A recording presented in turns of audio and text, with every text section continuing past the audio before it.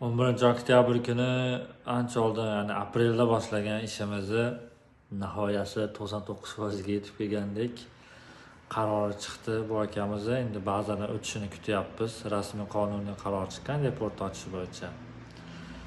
Lekin hali ba'zan o'tishgani yo'q, ba'zan o'tishini kutyapmiz. Bu akani ham ishi qiyin bo'ldi. O'zi juda zo'r bola ekan.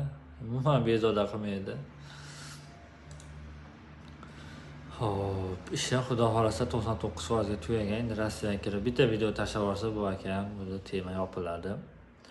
Juda ko'pchilik murojaat qilyapti shunaqa videolardan keyin. Bu videolarni ko'rgan odam o'ylamaylarki, hamma deport zapretlarni ochyapti degan fikr xayolga kelmasin. Ochayotganimiz bor, ochmayotganimiz bor, ocha olmaydiganimiz ham ko'p do'stlar. Ochayotganlarim chiqaryapman. Ochilmaydigan zapretlarni ular o'g'rilib video qilib yurganim yo'qman do'stlar.